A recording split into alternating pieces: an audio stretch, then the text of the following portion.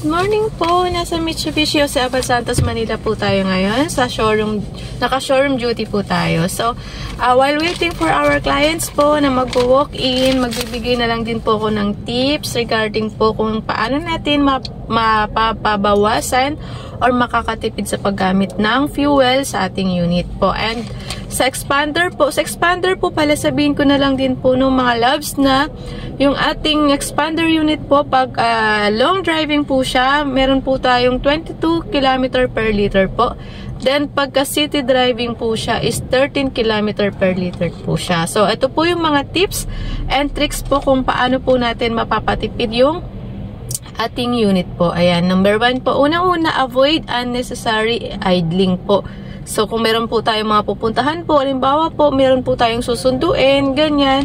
Then, while waiting po dun sa ating susunduin, di po minsan naka-open lang po yung ating engine. So, much better po kung i-off na lang po muna natin yung ating engine para makatipid po tayo sa gas. So, isa po yan sa tips. So, yan po yung tips number 1. Then, ang tips number 2 po is measure tire pressure monthly. So, dapat po monthly, chine-check din po natin yung ating tire pressure. Kasi minsan po, pagka bawas na po yung air ng ating tire po is nakaka-coast din po siya, dagdag po siya para maging maano po yung ating gasoline, maging magastos po. So, ayan po. Then, ang pangatlo po, use a manual transmission properly. So, dapat po gagamitin po natin na maayos yung ating transmission po. Like for example po, kasi kung mabigat po yung ating paa sa pedal po, mas nagiging makonsume po tayo sa gas. So, dapat po yung ating paa po dun sa pedal is light lang po siya. Huwag po natin siyang paharurutin kung hindi naman po kailangan. So, ayan po yung isa po sa tips po para makatipid po tayo sa ating gasoline. So, dapat wag mabigat po yung paa po natin dun sa transmission po, dun sa gas pedal po. Ayan po. Ayan. Then, ang pangalawa po is avoid carrying unnecessary weight. So, kung meron naman po tayong mga baggage po sa ating sasakyan po, kung aalis po tayo at nakalagay lang po yung baggage sa sasakyan natin at hindi naman natin kailangang dalhin po, much better po na alisin na po natin siya. So, iwan na lang po muna natin yung extra baggage po sa bahay, ganyan, para po maging light lang po yung ating sasakyan. Hindi po siya mabigat. Kasi po, pag mas mabigat po yung sasakyan natin, mas nakaka-consume po tayo ng gasoline. Ayan po. And syempre po, remove roof or bicycle racks not in use. So, halimbawa po, kung meron kayong mga roof po or bicycle racks po sa sasakyan po natin na hindi naman po natin ginagamit, hindi naman po natin gagamitin on that day, is pwede rin po nating alisin na po yan. Kasi nakakadagdag bigat din po yan. And yun nga po, nakakadagdag gastos lang po yan sa ating mga gasoline.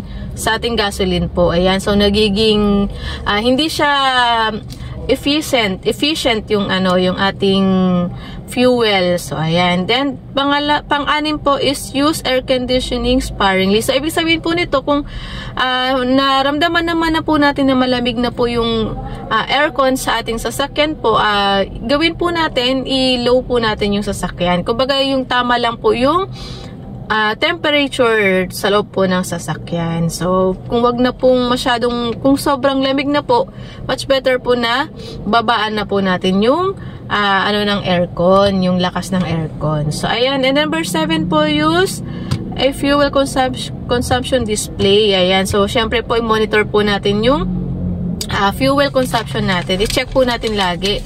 And mas maganda rin po kung wag natin isagad po yung fuel po mag-empty, para sabi po kasi nila, pagka yung ang sasakyan po natin is lagi pong naka-empty po yan, mas lalo po daw yan nagiging magastos sa gasolina. So, as much as possible po, wag po natin siyang paabutin ng mag-empty yung ating fuel bago po tayo magdagdag ng fuel. So, mas maganda po pagka nakita nyo po na at least 2 bar na po yung ating fuel or 1 bar, mag-add na po tayo. Wag po natin siya paabutin dun sa mag-empty po siya. So, ayan po yung mga tips and tricks po.